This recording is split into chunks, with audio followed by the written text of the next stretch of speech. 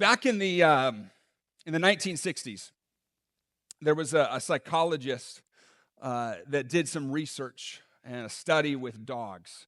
And in that study, what he did was he would take these dogs and he put them in a cage, and he opened the door to allow them the visibility to see out, but the cage was too tall, and so they weren't able to get out of this cage. But when they attempted to, they were given a small, minimal electrical shock. And so no matter what they did, they weren't able to get out, and they were given this small shock. And so after a while, as you would assume, like the dogs, they just stopped. They just stopped trying to escape, stopped trying to get out, and so they just laid there and took this shock. But later what happened was researchers, they took these dogs and they placed them in a different cage. This time the cage had a low barrier, the door was still open, and just a small jump towards freedom, the shocks would stop. But the dogs, although they were trained in this bigger cage, had this low barrier, easy exit point, the door was open, the dogs didn't jump. They were just stuck. They had developed this learned helplessness. It was like they had stopped believing anymore that things could change, that they could be unstuck. And as I was studying and I was thinking about that this week, I was reminded that that's not just a dog problem. That's a human problem. That's a human problem as well. Because most of us aren't stuck because there's no way out. Many of us are stuck because we stopped believing that things would actually change. We stopped believing that life was going to be different because I tried it before. Things didn't change. I prayed about it. Things didn't change. I had this serious conversation and it didn't change. I told myself last year that things were going to be different. And nothing changed. I still feel stuck in the same spot. And when it didn't stick, there was something inside you that just kind of quietly settled. This is just how I am. This is just how things are always going to be. And maybe that works for other people, but I don't think that's going to work for me. See, nobody wakes up one day and says, I'm going to stay stuck. No, it happens slowly, quietly, and before you know it, years have gone by. Today I want to introduce you to a man who had been stuck for 38 years. Not 38 weeks, not 38 months. He's been stuck for 38 years, which, by the way, is longer than I've been alive. Like, that's how long this man has been stuck. He's laying there by the side of a pool, waiting for something to change. And while he's laying there, he watches everybody else get what he needed. And then in one conversation, in one moment, everything changed. We're starting a new series this week called Death to Life as we prepare for Easter. And we're going to be in John chapter 5 today, and it'll be on the screen. If you don't have a Bible, you can follow along that way. But before we jump into that, I want to kind of set the stage, give you a little context of what is going on in John chapter 5. Jesus has come back to Jerusalem, and where this happens is almost as important as what happens in the story. Because entering into Jerusalem, there's a gate called the Sheep Gate. And this pool is situated near the Sheep Gate. And this pool is called the Pool of Bethesda, that this man is laying beside. The Pool of Bethesda, in Hebrew, it means house of grace. And this Pool of Bethesda, this house of grace, if you will, it's there, and it's got 5 covered porticos or 5 covered walkways that surround the water.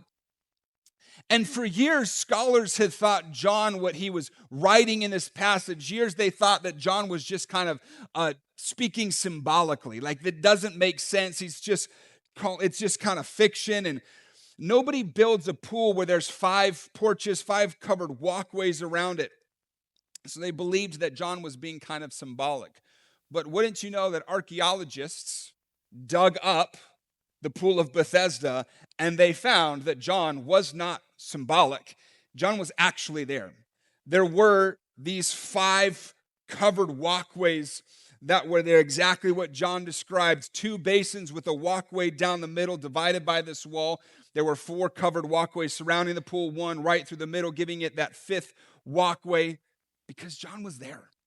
He wrote what was going on. But here's what's fascinating and what we need to remember about this story and what's important for the story today is when Jesus shows up in this story, this Pool of Bethesda is actually a place that had become a spot for and associated with a Roman healing god. It had become this pagan shrine. And it was this spot where there were hundreds of sick people, hundreds of lame people, paralyzed people, broken people, desperate people, and they all laid side by side by side. And they laid there waiting for the water to move. Because the tradition was that if the water moved, the first person into the water was the person that was healed. And that's when Jesus shows up. Jesus shows up and he walks straight into this place. He doesn't walk into the temple. He doesn't walk into the synagogue. He doesn't walk into a place that's all clean and properly put together.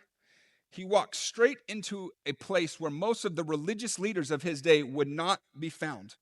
He walks into this pagan healing shrine, this place that's full of broken people, because that's who Jesus is. That's who Jesus is. The religious leaders of that day, they were experts in the law, which is the first 5 books. They call it the Torah, the first 5 books of the Bible. They were experts in the books of Moses. And some scholars have noticed something in detail about these 5 porticos. They noticed that there were 5 covered colonnades. There were 5 books of the law. And they made this connection that both these colonnades and the law both offered shelter, but both of the people that were underneath were still broken. People that were under the law were still waiting. Under the shelter were still stuck. And see, that's what religion without Jesus can give you. Religion without Jesus can give you structure without freedom. Religion without Jesus, it gives you rules without resurrection. It gives you a place to sit, but no power for you to actually move. See, religion gives you a place for you to sit down, but only Jesus can make you stand. Only Jesus can make you stand. And in John chapter 5, verse 1, here's what it says. It says, afterward, Jesus returned to Jerusalem for one of the Jewish holy days. Inside the city near the sheep gate was the Pool of Bethesda with 5 covered porches. Crowds of sick people, blind, lame, or paralyzed, lay on the porches. This next part of verse 3 and part of verse 4 is only in certain translations. But it says, at the end of verse 3, it says they were at these porches and they were waiting for certain movement of the water. Verse 4 says, for an angel of the Lord came from time to time and stirred up the water, and the first person to step in after the water was stirred was healed of whatever disease he had. One of the men laying there, verse 5, had been sick for 38 years. When Jesus saw him and knew he had been ill for a long time, he asked him, would you like to get well? I can't, sir, the sick man said, for I have no one to put me in the pool when the water bubbles up. Someone else always gets there ahead of me. And Jesus told him, stand up, pick up your mat, and walk. And instantly, the man was healed. He rolled up his sleeping mat and began walking. But this miracle happened on the Sabbath. See, understand this, church, that Jesus sees what others ignore. Jesus sees what others ignore. In verse 3, if we were to go back, And look at verse 3. It says there were crowds of people. There were crowds of people, sick people, blind people, lame people, paralyzed people, people who had been suffering from diseases for years, people who had been suffering for who knows how long. And there's dozens of them, maybe there's hundreds of them. All of them there are hurting. All of them that are there surrounding this pool, they're there and they're waiting. And then Jesus, the one who could have healed everybody, he has that kind of power. Jesus walks in, he could have healed everybody, and he picks one guy. Why does he pick this guy? Right? This guy, he wasn't the loudest guy there. This guy, it wasn't because he was the most faithful person there. It wasn't even because this guy knew who Jesus was, because later on in John chapter 5, we find out that this guy had no idea who Jesus was in the first place. This guy, he had no connections. He had nobody that was on his side, nobody that was in his corner. This guy, his community had gone. It was like this guy had become part of the pool furniture. Like he was laying there for 38 years. People walked over him. They overlooked him. He wasn't important anymore because he had been there for so long. And then Jesus shows up and Jesus singles this guy out. He walks straight to him. This man who had been invisible to the crowd. Now here's what I want you to see, because how we see this changes everything about our own situations. This man did not earn a visit from Jesus. This man did not pray the right prayer in order to get Jesus' attention. This man, he wasn't even the most deserving person there. Because if he was the most deserving person there, it wouldn't have been grace. Jesus saw him, not because of anything he did. Jesus picked him because that's just how Jesus works. He gravitates to those who are overlooked. He seeks out the forgotten. Jesus, he finds the person who everybody else had stopped seeing. The pool was named Bethesda, or House of Grace in Hebrew. And what played out that day might be one of the greatest definitions of grace that we can see. See, grace is not a reward of your effort. Grace is not a prize because of your personal persistence. If grace went to the person that was the most deserving, it would no longer be grace. Grace goes looking. Grace searches people out. And maybe you're here today, maybe you're watching today, and you're thinking your situation is too far gone. Your situation, the thing that you're wrestling with, your stuck area of life, maybe you think that it's been too long standing, it's too complicated, there's too much history behind it. Maybe you've been carrying this thing for years, this wound, this habit, this hurt, this hang up, this thing, this distance from God that you've placed between you and Him. Here's what I want you to understand. The question is never whether Jesus sees you, because He does. The question is never whether or not Jesus sees you. He does. He sees the most transparent version of your life. He sees the version of your life that you are embarrassed about. He sees the thing that you've been trying to explain away instead of allowing people to speak in and have conversations with people. He sees the distance that you've placed between Him and yourself. He sees the doubt that you're wrestling with. He sees the wound behind the wound. Jesus, He sees all of that. And what we love about God is that He's not waiting for you to get your act together. He doesn't wait for you to clean everything up. He's already there. He's already there. The question is whether or not you'll do what this next question is. Because here's the thing. Healing starts with a yes. Healing starts with a yes. Jesus looks at this man and He says, "Would you like to be well?" Think about how strange that question is. The man's been laying there for 38 years, and Jesus looks at him and says, "Hey, bro, do you want to be well?" I'm sure that's exactly how Jesus said it, by the way. You've been laying next to a healing pool for 38 years. Your situation hasn't been changed. You were stuck. And Jesus says, do you want to get well? Remember, Jesus doesn't ask throwaway questions. There's always intentionality behind what Jesus does. And here's what I've noticed about people, is when we're stuck for long enough, our stuck becomes our story. It becomes your identity. Your stuck becomes your explanation for why your life looks the way that it does.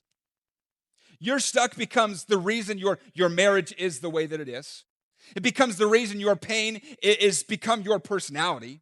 It becomes the reason you're limited and you limit yourself because of this stuckness.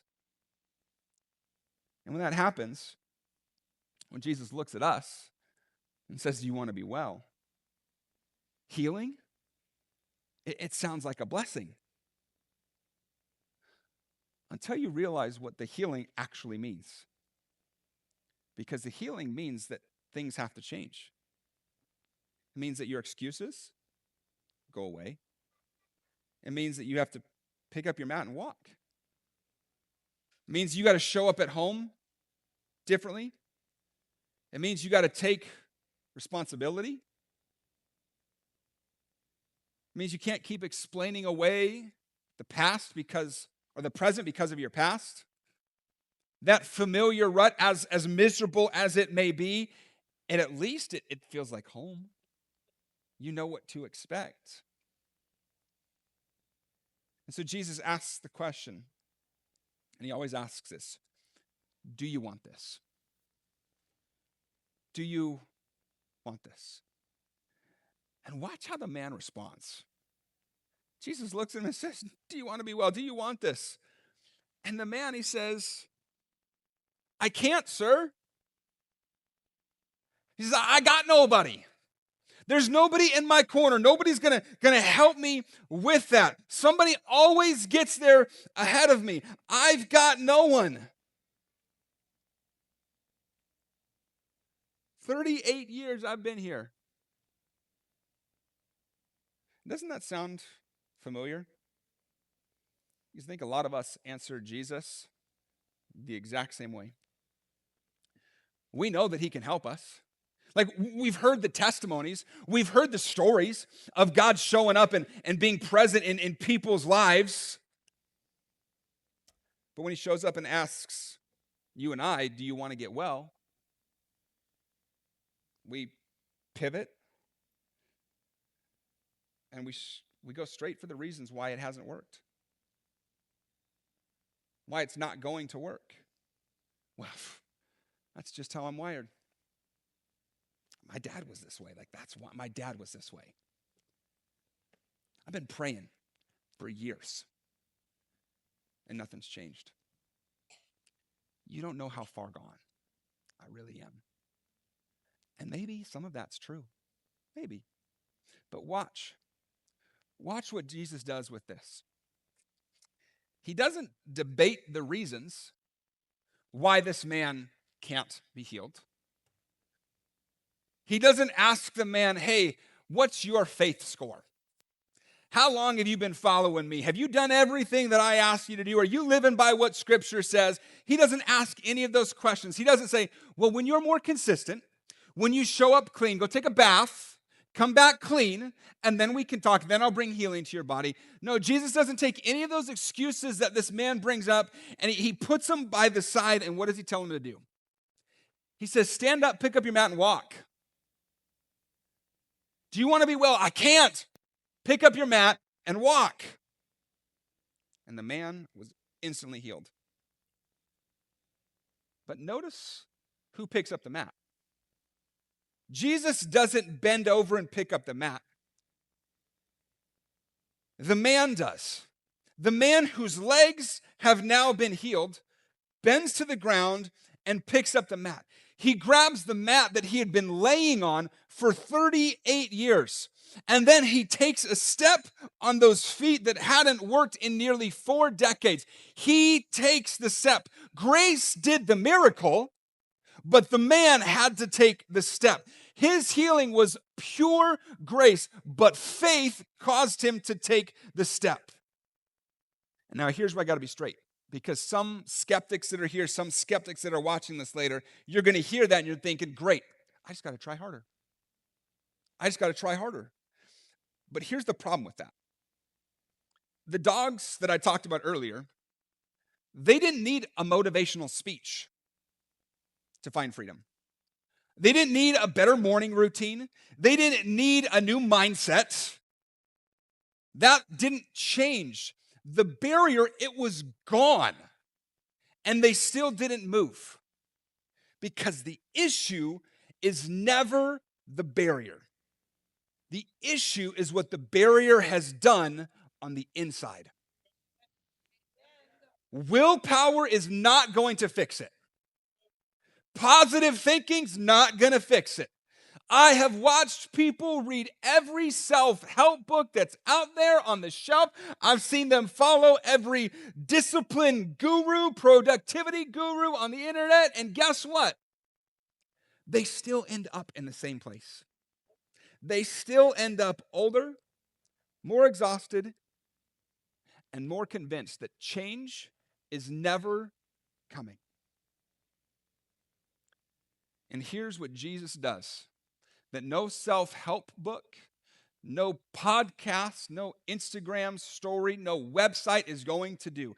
Jesus doesn't just remove the barrier, Jesus restores the person. And in Romans chapter 6, Paul, he puts it this way. He says, "For we died and were buried with Christ by baptism. And just as Christ was raised from the dead by the glorious power of the Father, now we may also live new lives." That word new in the Greek, it means a different kind of life. Not a cleaned up life, but a transformationally, fundamentally different one. Not like a pep talk for your life, but this is a resurrection of your life. And here's the thing. Here's the thing that gets me about Jesus that every time I read this story is the man didn't even know who Jesus was. And Jesus still went to him. Jesus still showed up.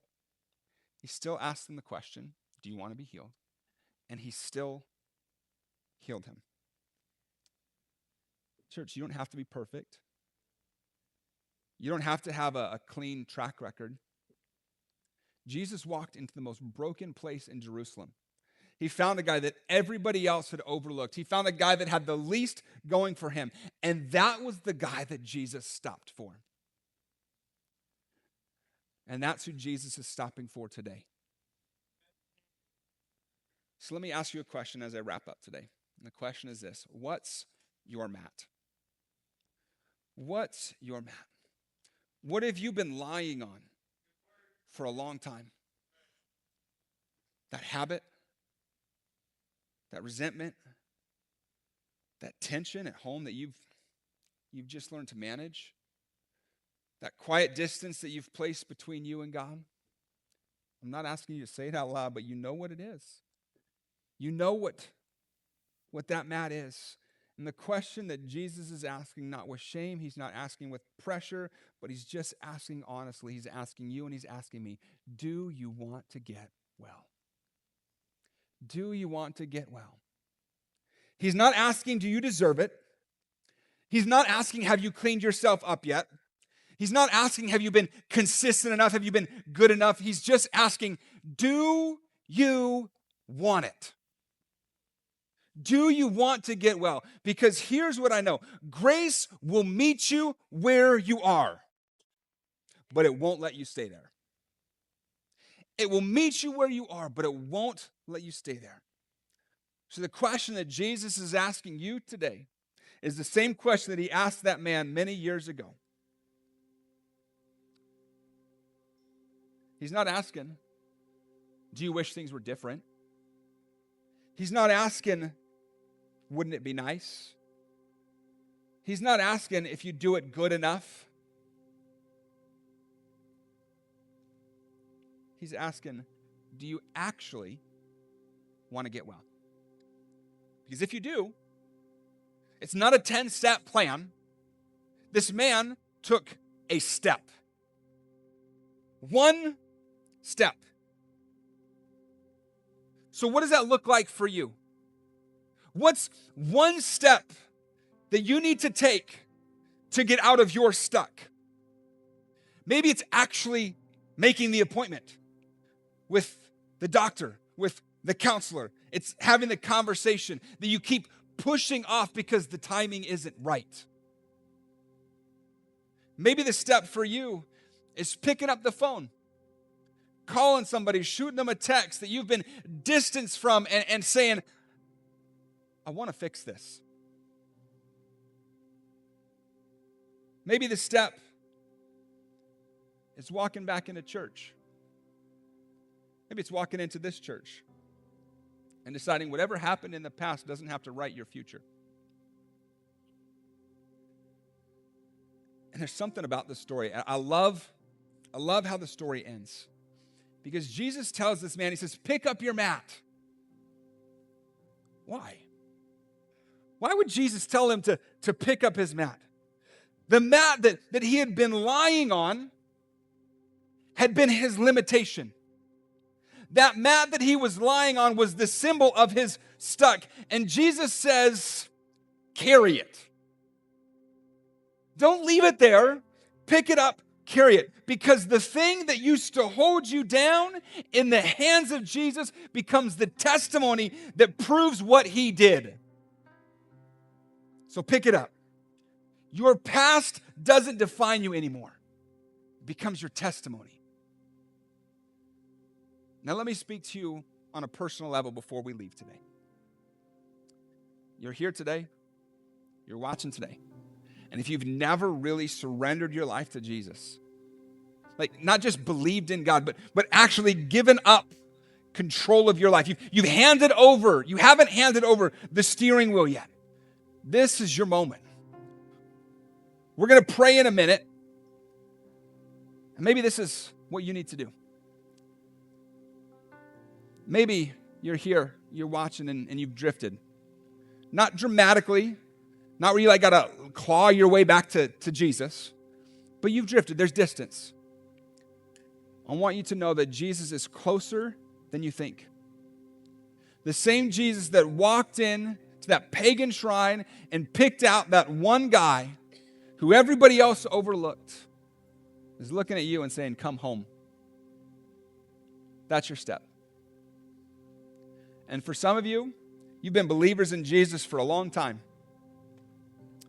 but you've been managing something instead of surrendering. You know what it is, but actually surrendering it to Jesus. Stop managing it. Lay it down at the foot of the cross. Take that step. Give it over to Jesus. Whatever brings you here today, here's what I know to be true, that Jesus meets you right where you are, but he loves you too much to leave you there. Stand up. Pick up your mat and walk. I got you. It's that pause. It means you're listening. Stand up. Pick up your mat. Walk. Church, you don't have to stay stuck. Would you pray with me? God, we come before you this morning, and there's some of us who might be tired. God, we've been carrying the same mat, and it's weighing us down. For some, it's a habit. Others, it might be a tension, an excuse that they're wrestling with. And God, we've just learned how to live with it. But God, today, we say we don't want to live with it anymore. God, when you ask us the question, do you want to get well? God, our answer is yes. We want to get well. God, I pray that you would give us the courage to take one step this week. God, that we would have one conversation, that we would take one step and one act of obedience. God, I pray that you would help us to stop managing that thing that we need to surrender.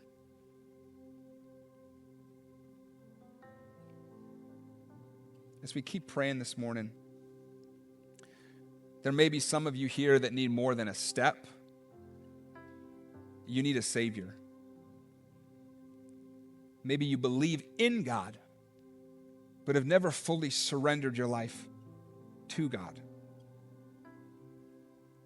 If you're here today, and that's you, you're ready to surrender to Jesus, I'm going to ask you in a moment to lift your hand on the count of 3, and what we'll do is we're going to say a prayer together.